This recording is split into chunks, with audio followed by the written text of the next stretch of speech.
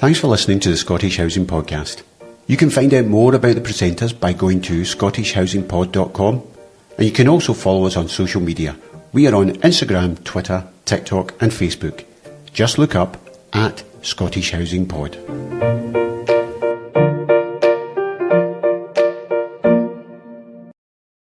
The Scottish Housing Podcast is brought to you in partnership with Indigo Square, 2010 Consultancy, and the Right Business Centre.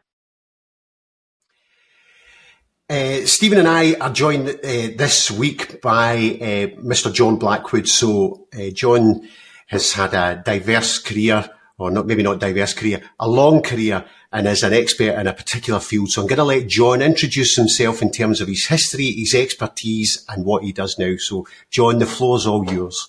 Yeah, thanks, Brian. You're making me feel really old there, so I sometimes feel it right enough. I've certainly been involved in the private rented sector for the best part of 30 years now, so it is a long time, I suppose.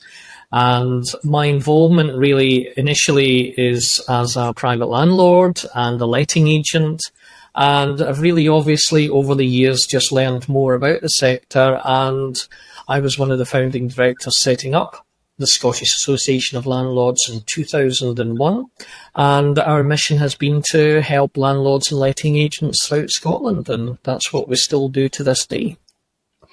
So, Scottish Association of Landlords, those of us in the industry will call you SAL. There's also Landlord Accreditation Scotland, which even within the industry, I'm not sure what the difference is between the two, but there you go, you can enlighten me, John. Okay, I will do. So SAL, as people within the industry call it, what do you see the role of SAL, and what's the difference between SAL and Landlord Accreditation Scotland? Well, one thing I guess just to emphasise is we've just recently published our strategy for the next 5 years for SAL, and it's available on our website. If anybody wants to go and have a look, it's at the top of our website, one of the tabs, our 5-year strategy. And hopefully that outlines what we think we are, what we are aiming to be, and what we're aiming to try and achieve in the next 5 years. But the bottom line is, what we want to do is give voice to private landlords and letting agents within the private rented sector. We're always conscious that landlords just feel nobody listens to them, nobody hears their concerns, and nobody's there to support them. So really what SAL's trying to do is create that space in order for there to be a place for landlords and agents to learn from each other, to collaborate, and more importantly, we're trying to help them grow and sustain their businesses that hopefully will thrive in the future.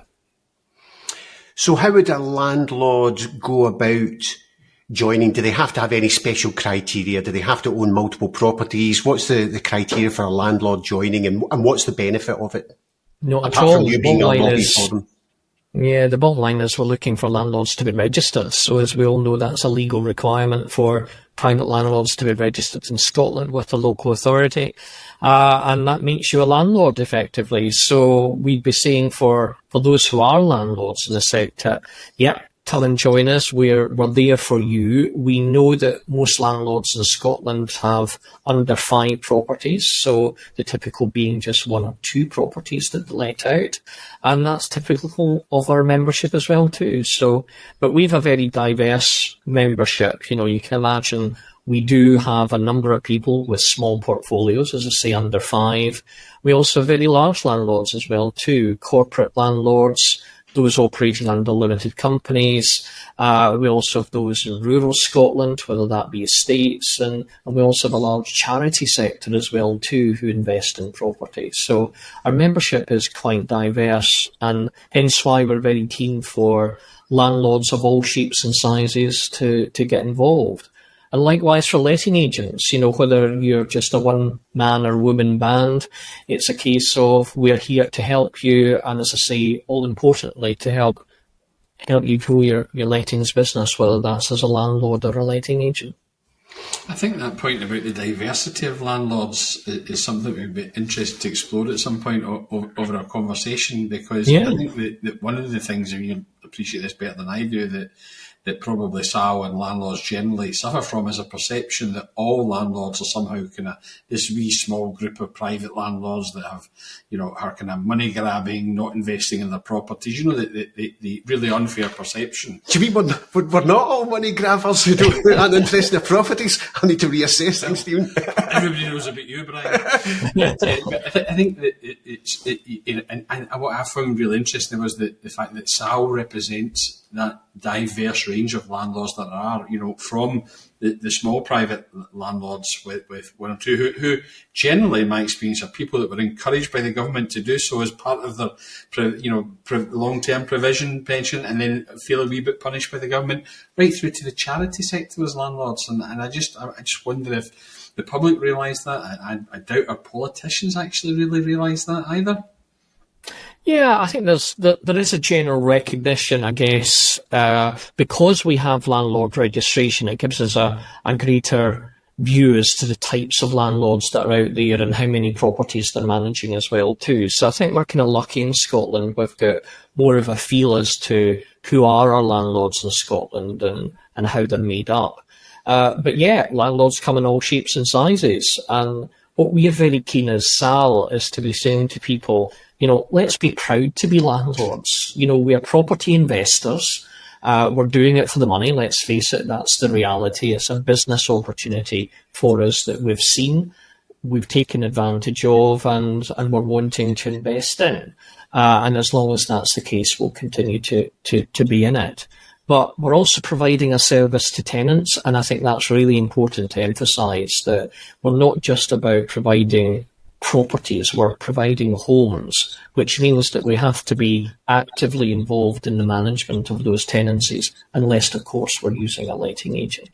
So, as a landlord myself, I'm proud to be a landlord. I'm proud to say that, the little bit of spare money I have had over my life, my working life, I've invested in property as part of my pension plan, as it is, as you mentioned, for many people today. But I take pride in the fact that rather than it being sitting in the bank or a pension fund, as many would perhaps prefer, I put it into bricks and mortar. It's a business I know, and it provides a home for somebody to live in. And I think that's a good thing. In fact, I think the governments of the day, whether here in Scotland or the wider UK, should be encouraging more of us to do the same. And just imagine if all the landlords, or at least the majority, bought one more property to let out, what that would do to help support the housing economy in Scotland and provide valuable rented homes to Scotland's people. And that would certainly go a long way to solving some of our housing problems anyway in Scotland. So I think it's a good thing to do. I just want to make sure that landlords are doing the right thing. And for years, regardless of landlord size, whether they're small landlords with one or two properties or large portfolio landlords, the same rule applies. I think many of them come to us saying, I realise I need your help. You're a support network for us, but I didn't know I needed to do this. And I always thought that was actually quite shocking in a way, that people could invest in property so easily without somebody somewhere along the line saying, you do know you need to do this, and these are what your responsibilities are as a landlord. So it's hardly surprising that when problems arise, landlords get stuck and they need to come to organisations like us for help and support. And having an organisation like you, a collective, is a very powerful thing, particularly for the smaller landlords, but maybe even for the bigger ones that it's maybe not their primary purpose, like charities. But it does seem to me that given that everybody accepts there's a housing crisis in the country, and that every sector now has a crisis of some form, but as ever when there's a crisis of any form, it's always most acute at the lower end of the market, or the lower end of life, or the lower end of society, for want of a better description. And given the breadth and diversity, the diversity that you described of the landlord market actually took me a wee bit by surprise, and I think I know a little bit about it there. That it just seems to me that it's a missed opportunity for any of our governments to not see the private landlord market as part of the solution, particularly around the crises in the affordable sector. And rather than seeing them as something to be always regulated, to be told there's a cap in this or a cap in that, surely our politicians should be seeing such a diverse market as part of the solution to the housing crisis, particularly the affordable side. As you said, if every landlord was encouraged to buy one more property that was brought into the rented market and not out into the market for sale or whatever else that it ended up, then it would be part of this acute crisis that at the end of the day government can't plug, particularly in the current climate where public services are, the public finances are on the brink of bankruptcy. Yeah, no, exactly, and it is part of the solution. And when I speak to politicians of all the political parties, to be fair, they do acknowledge that when they're talking to me and we're having serious conversations about the housing crisis. But the trouble is, ordinary landlords out there in the street who are operating small landlord letting businesses, they're not hearing that from their elected members. And actually, it's quite the opposite. They hear an anti-landlord rhetoric that comes from our politicians, and that puts them off. It stops them from investing. It makes you feel that actually we're not wanted. We should actually actively be exiting the sector, not investing in the sector. But just a couple of weeks ago, we as SAL hosted an online meeting with Paul McLennan, the housing minister. And, these were the points we were putting to him. And, I was saying, please just be honest. If you don't want us to be operating the sector, if that's the government's aim to get rid of us, tell us. We're business people. We just need to hear that. We can make grown-up business choices. And he was very, very clear. He says, no, we need the private rented sector. We see the private rented sector as part of the solution, as part of the bigger housing mix in Scotland. So, he's keen to get that message across to us. Are the wider public hearing that? Is that really what's been said by the government in the public forum? I'm not getting that. And what Paul was saying is, I'm really keen to reset the relationship with private landlords so that they understand their importance. And we want to work with the government in achieving that. But at the same time, you've got other ministers out there who are actively out there saying landlords have got no place in modern society, and actually we should be encouraging landlords to sell up and leave. And so it's mixed messages we're getting from the Scottish government anyway. But yeah, you're right. We're part of the solution, not the problem. And I want landlords to be recognised for being part of the solution. And actually, I want more of them to be doing it and encourage them to do the best job they can. Our vision as SAL is to provide the best possible homes for people to live in. I believe the private rented sector can do that. It's interesting you touch on there about the attitude to private landlords, because I've always thought, well, maybe from a political expediency point of view, there's more tenants than landlords. So therefore, it's easier to, if you're looking for what's the group that I'm going to get best traction from, it's the tenants. But then, as you quite rightly point out, I was really surprised when I saw what massive proportion of our registered landlords rent out just one property. It was virtually all of them. So actually, there's almost a one-for-one relationship between tenancies and private landlords. So actually, for a start, there's not as much political expediency on going down the route of being critical of landlords. That's one thing.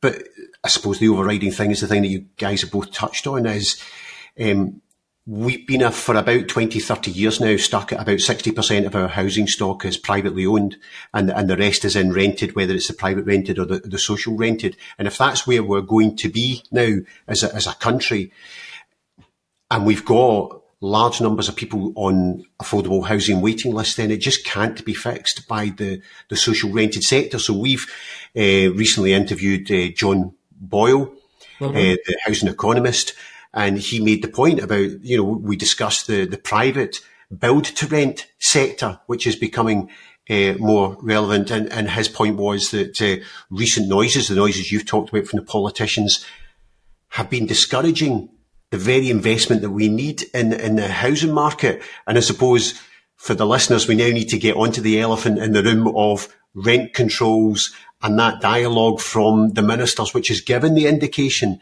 that the private rented sector is not something that they want. And whilst they're not going to get rid of it, they're going to discourage it as much as possible. So, firstly, can you see put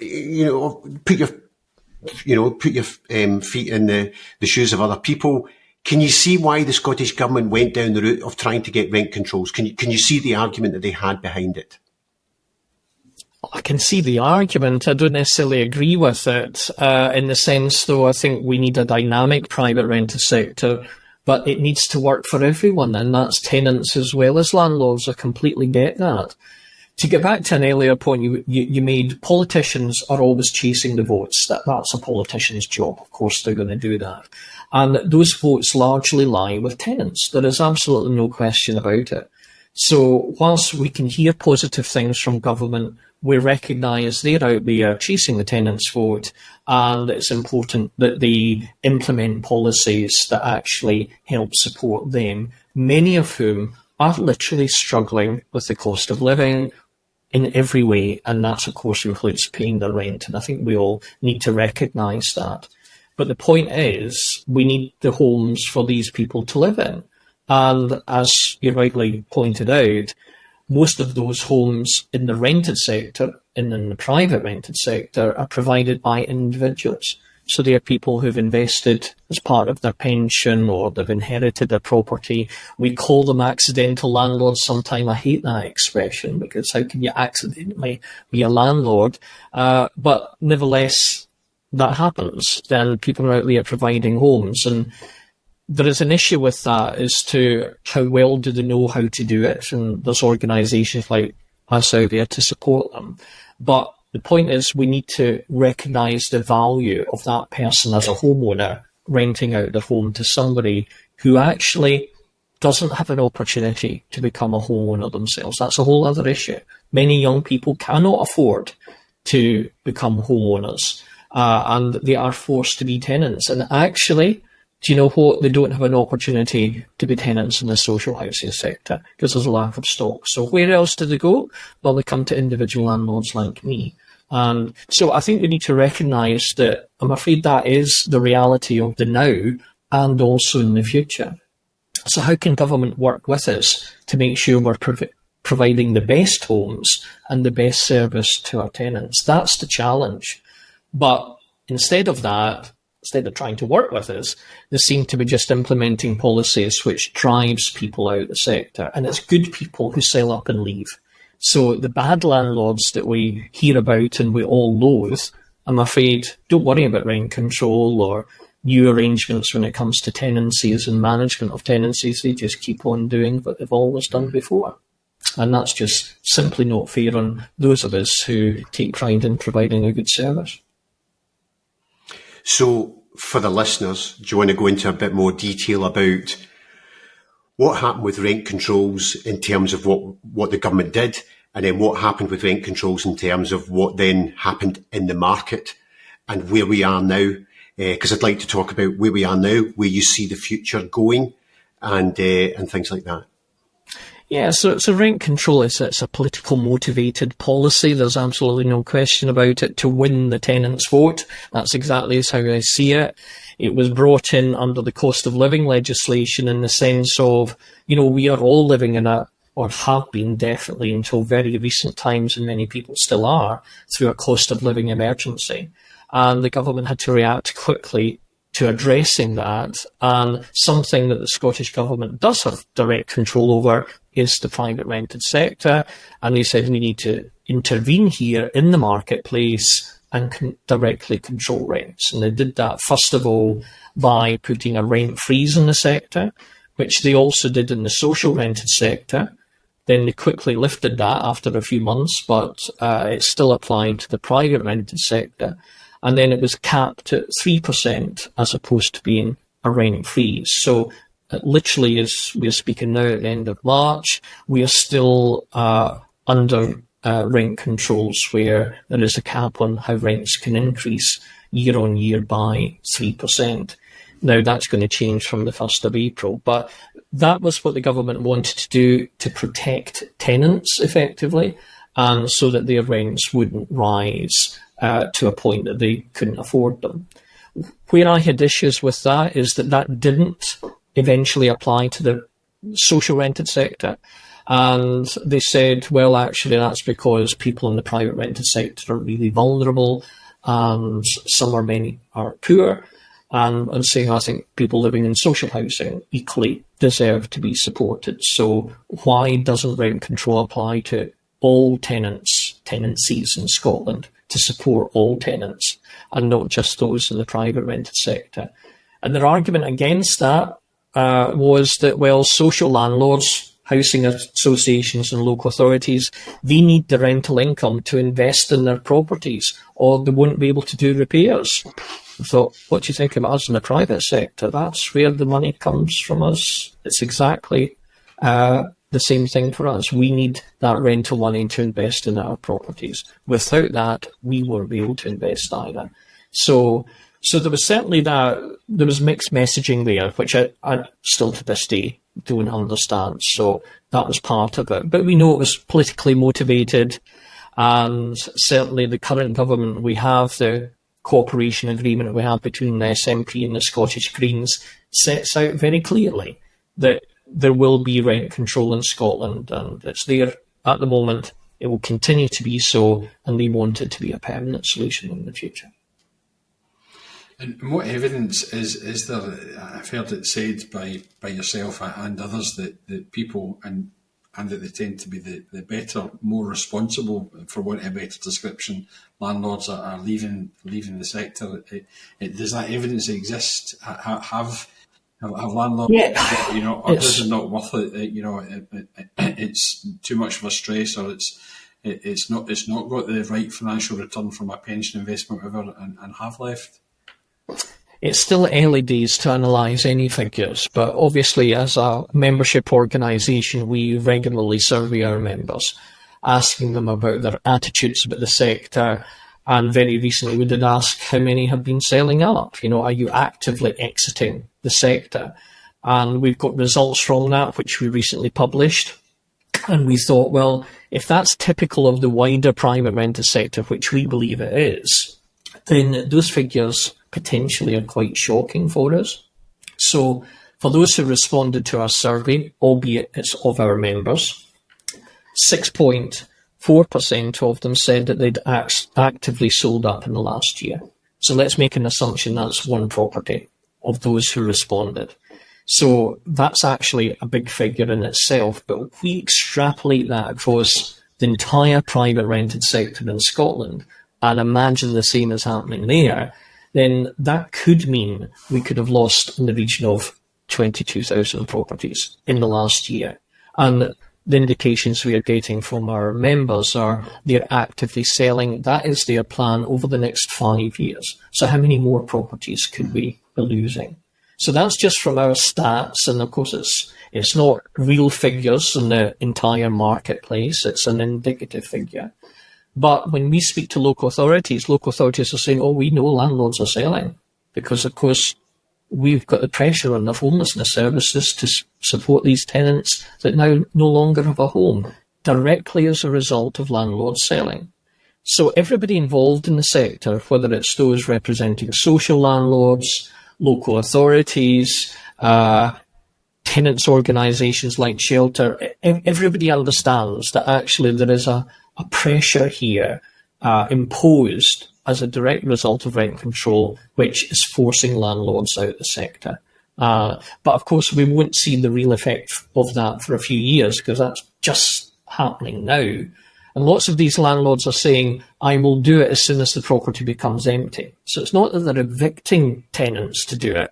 It's they will take the opportunity to get out when it arises. And as your listeners will know, tenant just needs to give 28 days notice. So, that opportunity could arise quite quickly for some people, and landlords are just seizing it and exiting the sector. And presumably it's more likely than not that those landlords will then sell to people they'll release the properties back into the private for sale market, and actually we're now taking more stock out of the rented market and away from people who aren't in a position to buy. So no wonder Shelter have recently been so critical of housing policy in Scotland, and no wonder local authorities are seeing an increase in homelessness, not just for this reason, but it will be a contributory factor. Well, and it's a combination of things. So now, I'm not saying would have been available for rent to people who can't buy.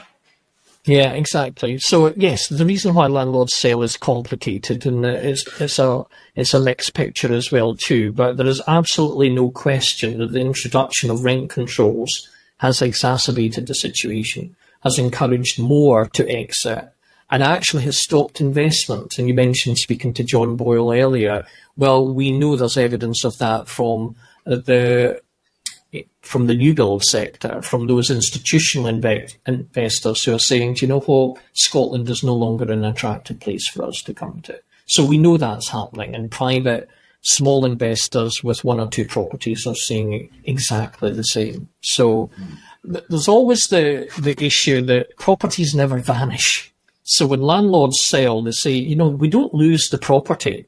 Somebody else is going to call that home and move into it. And that's right. Of course it doesn't vanish. I believe most of them are going to the private rented sector. Some might go to other landlords too, although from our intelligence we're not gathering that. We are aware that many are being sold to the private sector. So perhaps some people are becoming homeowners for the first time, and that's good for them. But you're right in pointing out it's one less property for somebody to rent who has no option but to go to the private rented sector. And when it comes to figures as well, it's often thrown at me, that you're saying all these landlords are leaving and selling up. But actually landlord registration figures have gone up slightly. They're not going down. But it's a very blunt tool. And even the politicians behind the scenes recognise that and understand that. As a private landlord, you only update the landlord registration list once every 3 years. So if you sell a property, you're not going to go and update it and say, by the way, I don't own that property. That will only happen when you're prompted to provide the information in potentially 3 years' time. So from now, it could be 3 years' time before we actually know the real result of those figures. Mm-hmm. And the last time we had dramatic intervention in the private rented sector was by the introduction of the new private residential tenancy that came in 2017. And from 2017 to now, we've seen a loss of 20,000 properties in the private rented sector. But the politicians don't talk about that. So we've already seen a decrease in properties. And my concern is, from our intelligence, our figures, we're now seeing a further potential decrease here that certainly our members are talking about and telling us about. And as I say, it's backed up by the intelligence that local authorities and social housing providers have as well too. So however, whatever that figure is, one loss from the sector is one too many, because it's less property to let in Scotland. And the government needs to address that, work with us to make sure that landlords continue to invest in providing homes for people to live in.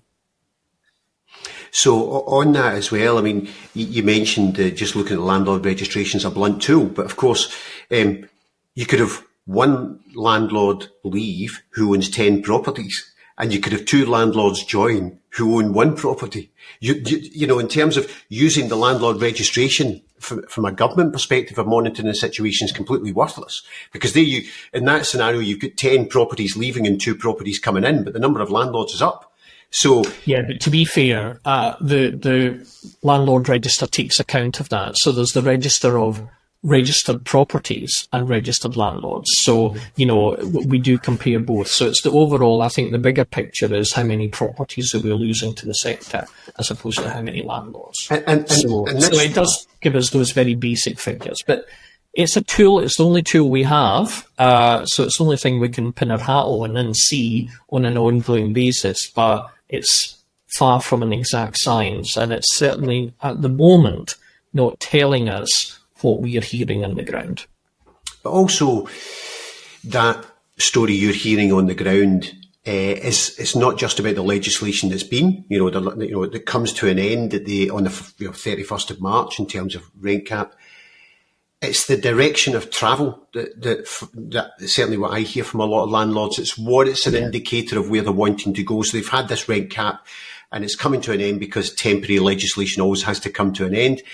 But we're continually being told, but it will just be getting replaced by something that's a bit more sophisticated, because last time we had to bring it in quickly and it was a blunt tool of that's what it is. We're going to bring something in and one of the things I want to touch on is they better get the legislation right, because actually when the PRT came in, incorporated within that legislation was rental pressure zones, which when that was within the legislation, people said, but this has been written badly and you'll never be able to use rental pressure zones. And here we are, they've never been used because they can't be utilised. So one, again, do you want to talk to people about what rental pressure zones are and why they've not been used? Two, where do you see the direction of travel about what's coming next for the private rented sector?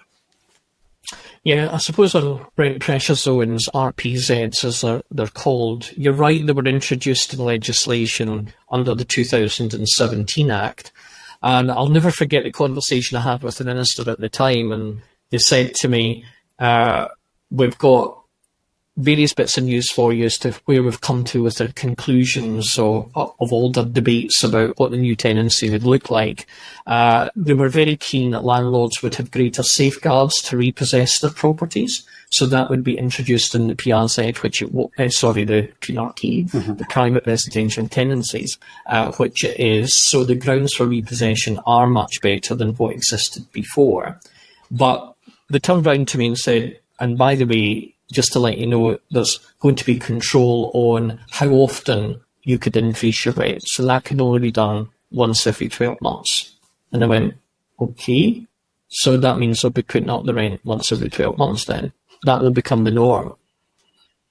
They just kind of looked at me blankly. I said, well, as a landlord, I don't do that. And most landlords don't increase their rents annually. Even letting agents weren't doing that. But it will become the norm, because you set it in legislation. So, do you want to start that again? Where did we get to? So we've got the situation where in the PRT, it's the unintended consequence of the PRT, where they put in the 1 year rental increase, and that resulted in people putting in a 1 year rental increase. Yes, so as I was saying with regards to RPZs and the whole idea of controlling rent increases, the idea that it could go up and it could go up no more than once a year was something that was not the norm in the sector. It's now become the norm in the sector. And when we spoke about RPZs, the whole idea of rent pressure zones was that there could potentially be localised rent controls. Now, I don't see that as a bad thing. If there is market failure, then we need to address that. So if we've got pockets of issues with rents rising quite dramatically in some cases in our major cities, perhaps, then we need to look at why is that the case? Is that because of lack of supply? Is there too much demand in that area? What is the reason for that? And then let's try and control that so that the market is supported rather than it fails. And that has felt to be the case perhaps in Aberdeen. That just shows you how far back that was. Yep. Rents were higher in Aberdeen than any other part of the country. That's no longer the case. And of course, Edinburgh has always been one of these hotspots, as it were, and of course Glasgow too. So RPZs could have a role, but of course, in order for them to be implemented, local authorities would need to gather that information, gather that data, and it's very difficult to get data on rents. And then what you would do is you would then present that to Scottish ministers, who would then decide whether it would be implemented locally or not. So the whole process was really complicated. It was difficult to get the information, the data together, and of course present a case to Scottish ministers, and hence why it never happened. So the idea now is perhaps that could be relaxed a bit. We could revisit the whole idea of RPZs so that if rent controls were to come in, they would be easier to implement within local communities.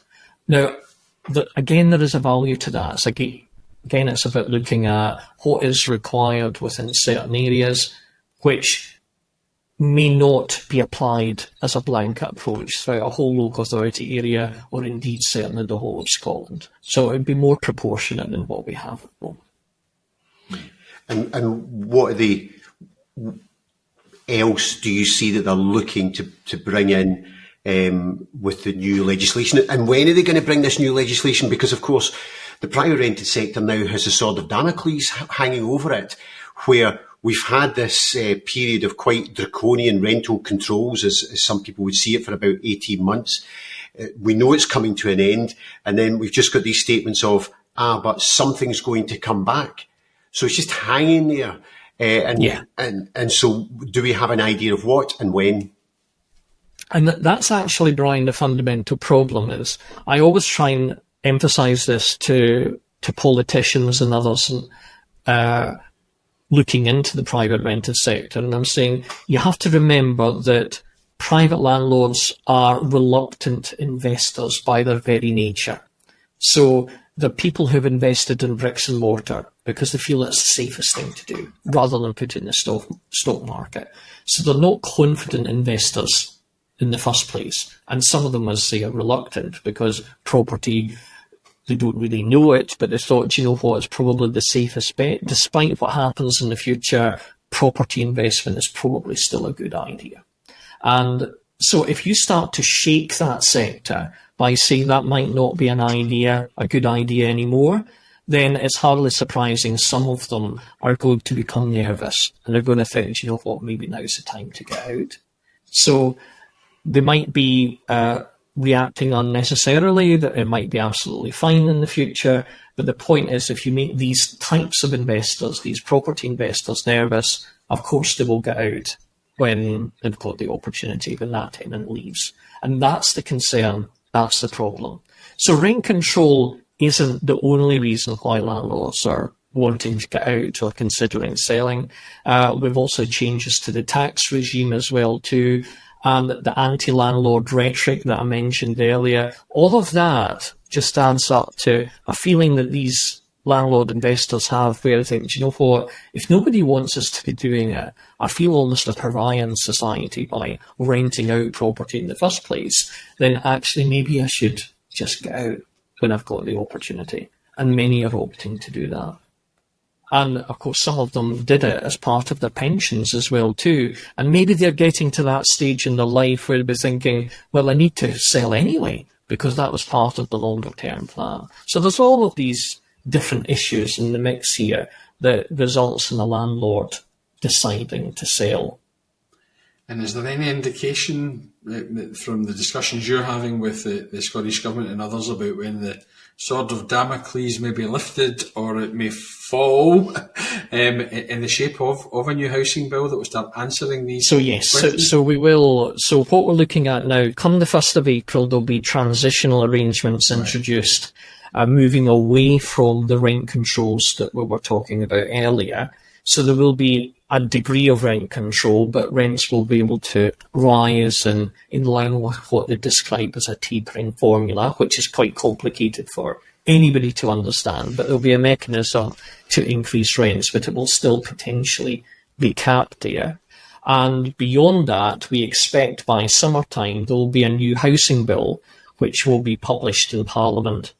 And that will set out the framework for future rent control. So it'll be the bare bones of what rent control could look like in the future. Now that work is happening at the moment. So we're in discussions with others, with the government, as to what that could look like. The Housing Minister's keen to seek views on that as well too.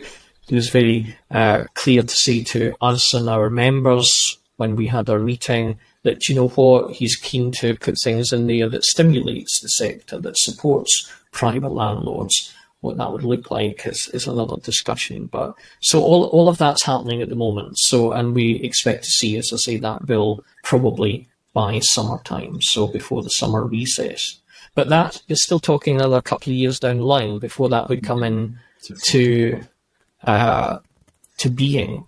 Effectively when that act gets passed. And of course, beyond the Act, you will then have regulations which will be laid before Parliament, which will flesh out exactly what the legislation will look like in practice. So legislation is a slow process. So, and we are talking 2, 3, maybe 4 years hence before we will have permanent rent controls in Scotland.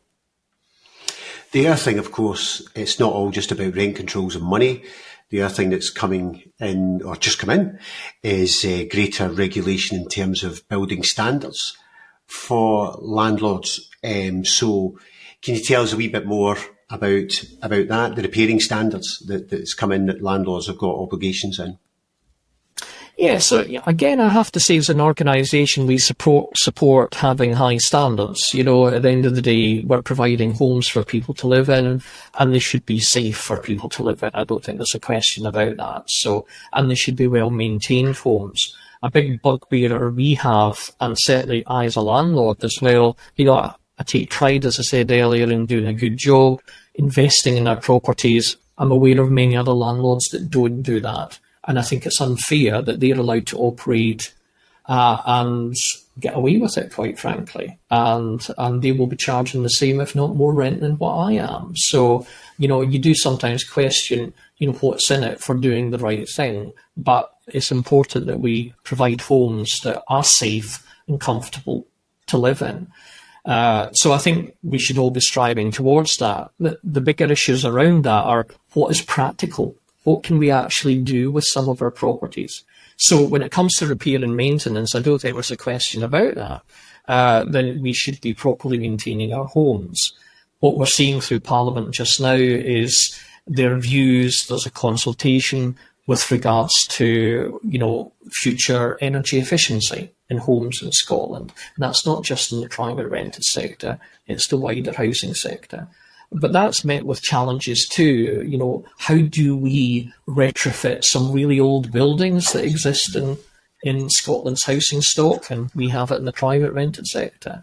So I'm pleased that the government has shifted their position in that. They still want energy efficient homes. But hopefully now and going forward, it will be more practical for landlords and other homeowners to be able to upgrade and improve their properties, to make them fit for a modern age, which is what we need.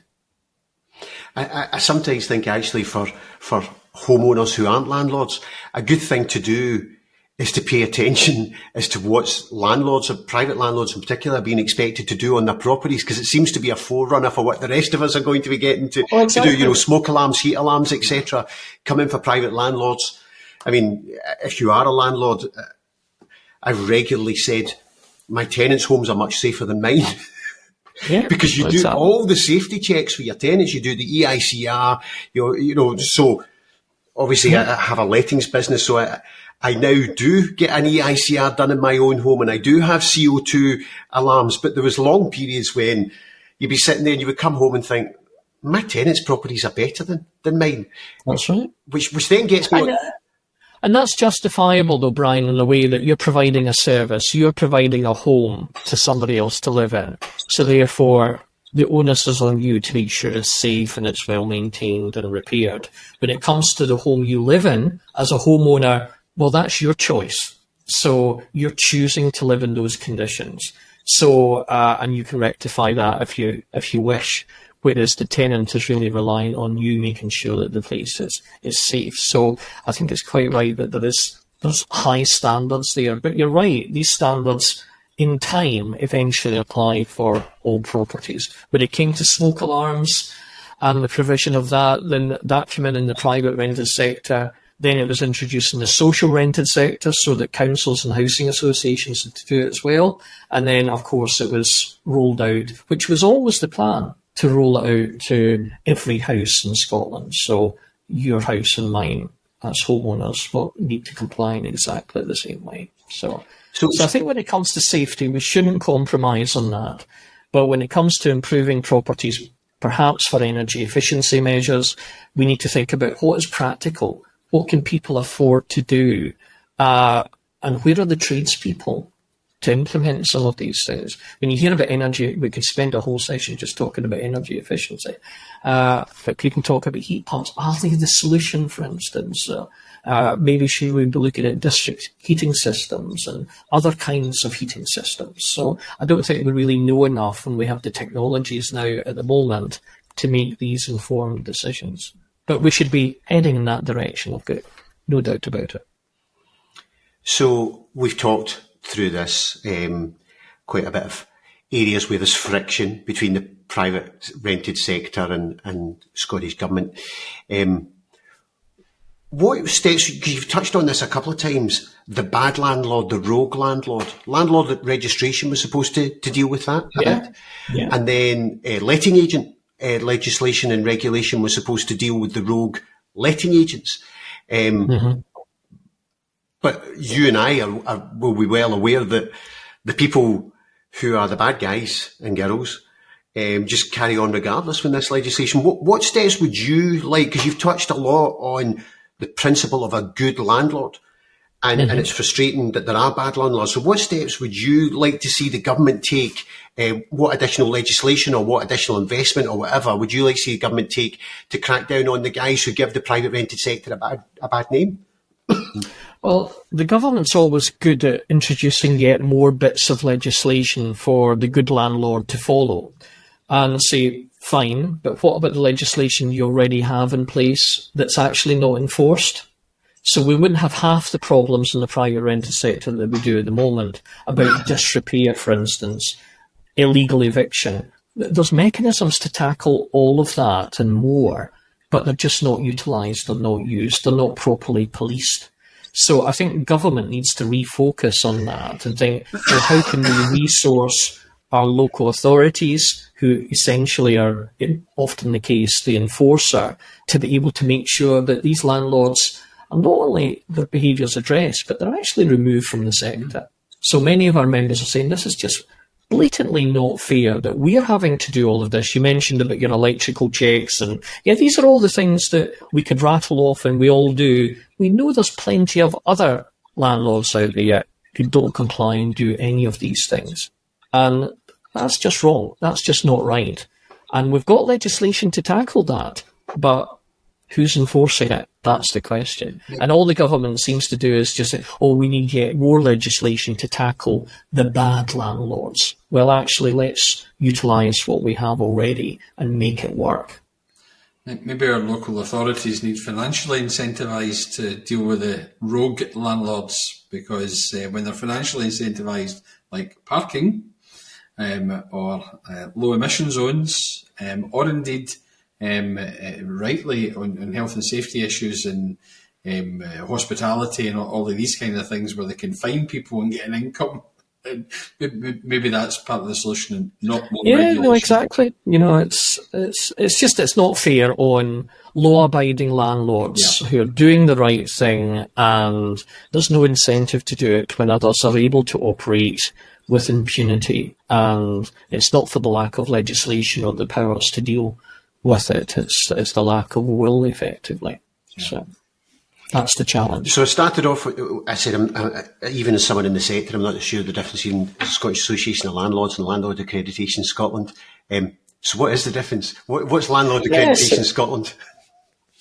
Good one. Good question. No, I do like to answer this one. That, as SAL, the Scottish Association of Landlords, we're there to give voice to landlords and letting agents. So we're there essentially supporting the sector. We provide a free helpline, for instance, and most people join for that one benefit alone. I phoned it just yesterday to ask. There you go. That's I better check that out. So definitely that's the number one utilised service. Everybody will know that if they're seeking legal advice through a solicitor, that costs a lot of money. Our helpline isn't legal advice, but nevertheless, it's staffed by people who are specialists in their area, and they'll be able to talk you through whatever bit of legislation we've been talking about today, and many, many more, and get practical examples of how we can help as well too. So I think that's really, really useful. We're also about lobbying and campaigning, and that's about me speaking to politicians, organising meetings with politicians and making representations to Parliament. So we're doing that on behalf of the sector, being that voice. a few years ago now, we felt there was a need for a training organisation, for want of a better word, to support landlords and letting agents. Not everybody wants to join a landlords organisation, but many more people out there will think, I don't mind paying for training so I know what I should know and how to become a better landlord. And we do that in partnership with local authorities. So Landlord Accreditation Scotland is the national accreditation scheme. So you can become accredited as a landlord or indeed letting agent through LAS, as we call it, Landlord Accreditation Scotland. Or indeed you can just go on whatever training course you fancy. So that's about providing training, information, support in the sense of it's there through accreditation to make sure that we're promoting the highest standards for all landlords and letting agents.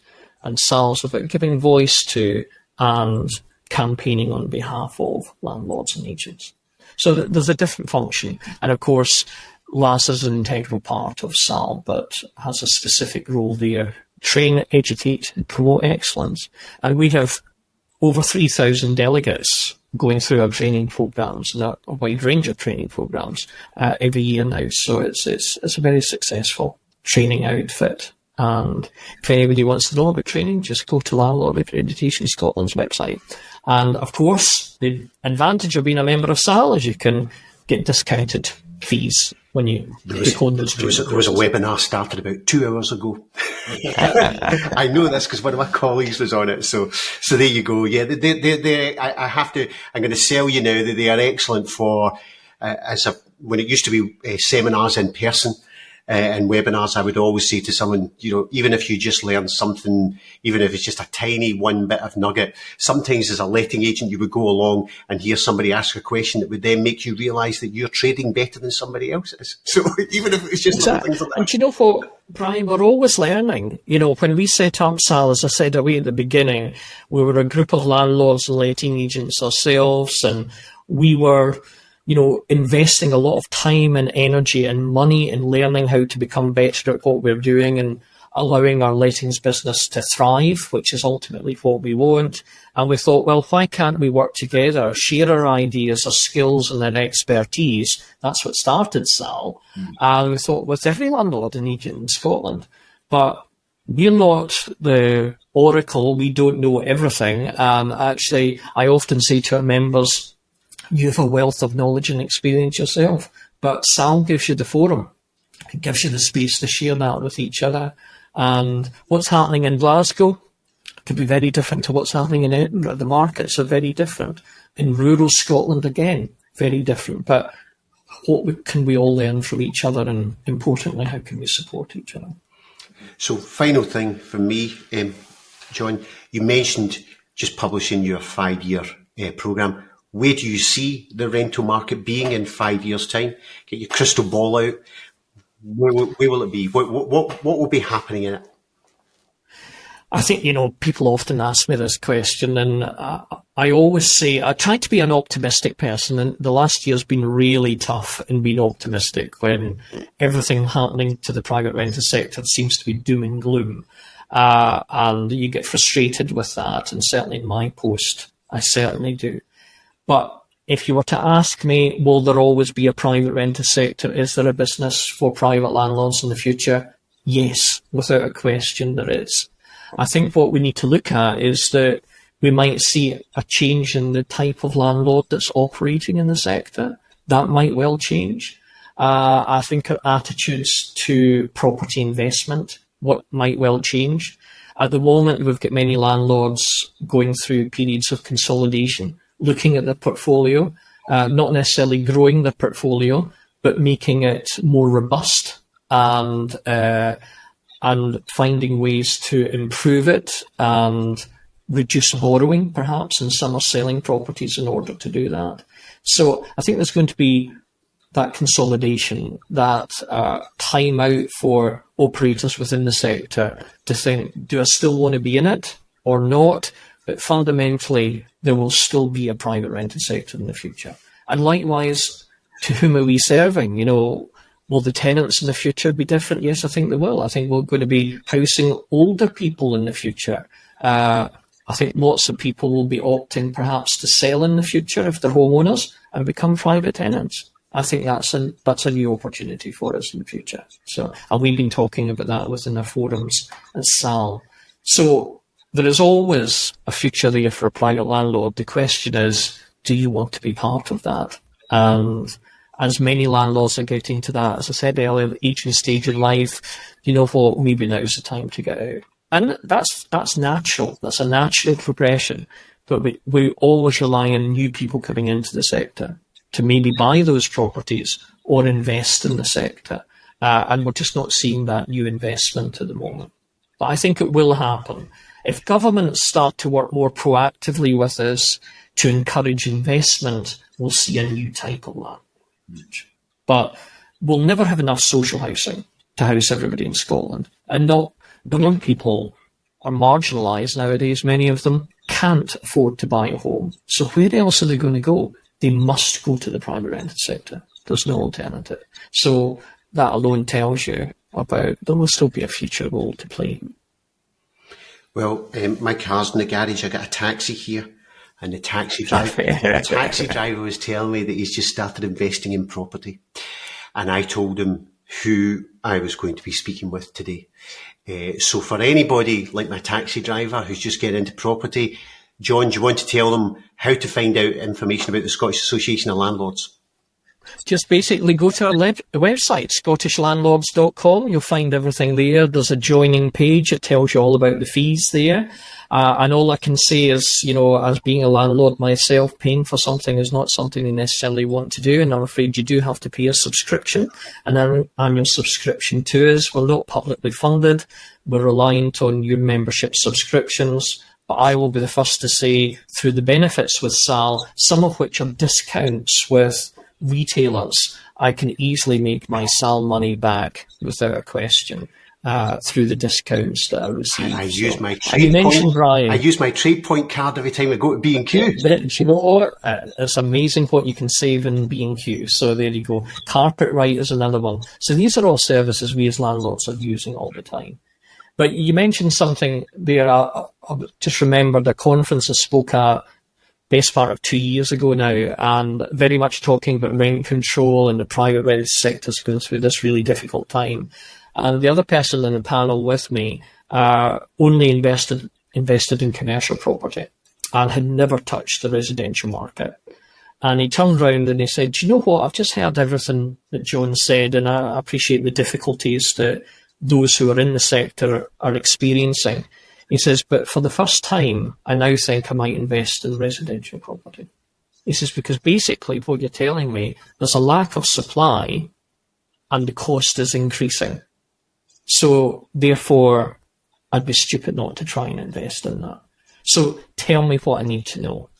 And when you've got new investors coming in now, you know, some landlords will come to me and say, "I'm thinking of doing this, maybe inherited a property. What do I need to do?" And I say, "Well, give me 5 minutes and I'll probably tell you enough to put you off for a lifetime." But you'll talk about the smoke alarms and the safety checks, and they just sit down and take a note. "Okay, then, that's fine." They accept that as the norm. That's interesting. And you see, for you and I, Brian, us old timers, we've been doing it for many years, and we remember starting off and you had no regulation at all. Yeah. So whenever something new comes in, you just say, "Oh, here's something else I have to learn." Whereas for new entrants, they would just expect that you would have regulation. That's Quite what right. it is, yeah.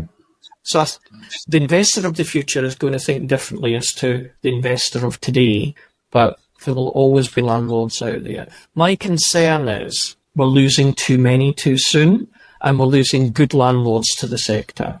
And I'm not convinced others are coming back in to invest in the property at the moment, which ultimately makes it harder for tenants to find a home. Tenants are the people who suffer. Okay, John, that's been fantastic.